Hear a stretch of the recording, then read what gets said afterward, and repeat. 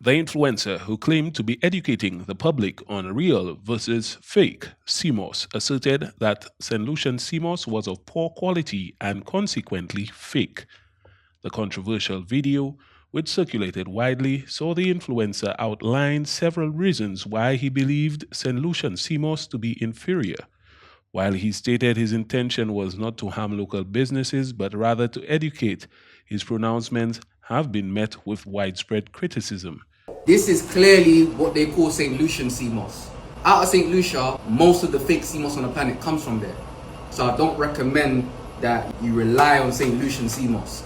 I would recommend Honduran Seamoss or Jamaican Seamoss or Irish moss, also known as Chondrus tripsis. When you put this into water, based on my experience, this is going to swell up.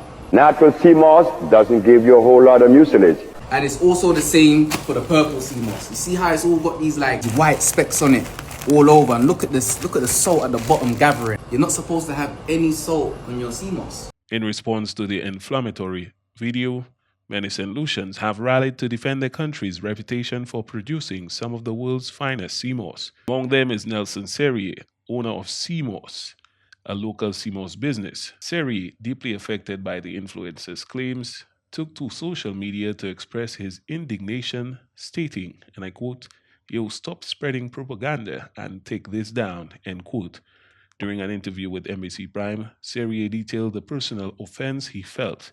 He revealed that his family has been cultivating Seamoss for the past 3 decades and that his business has even produced a documentary on local Seamoss farmers. This deep-rooted knowledge, he explained, makes him unequivocally aware that the influencer's assertions are false. A particular point of contention raised by the influencer was the assertion that Seamoss must have rocks attached to it to be considered good. Serrier countered this by explaining that such a method is not sustainable for commercial production. Wild harvested Seamoss is not sustainable at all.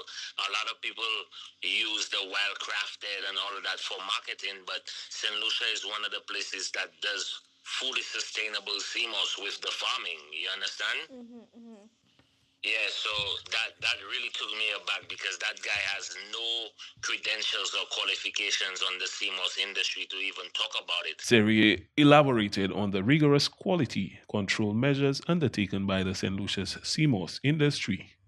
He emphasized that the nation's Seamoss undergoes multiple inspections and adheres to all necessary international guidelines before reaching consumers, ensuring its top-tier quality. And St. Lucian Seamoss is regulated by the government. You know what I'm saying? You cannot just ship out or just do anything. Like, they have to come check out the farms. Like, even importing it in the US, like, I have to make sure I get FDA clearance before even bringing it into the US, you know, and our Seamoss is lab tested for being safe for human consumption, not having heavy metals. Serrier offered a direct appeal to social media influencers, stressing the importance of verifying the accuracy of the information they share. He implored them to be mindful of the content they disseminate and to prioritize fact checking. St. Lucia Seamoss is globally recognized for its exceptional purity and rich nutritional profile, a distinction earned through its pristine marine environment and dedicated cultivation practices. The recent incident underscores the critical need for responsible information sharing, especially when it impacts the livelihoods and reputations of established industries.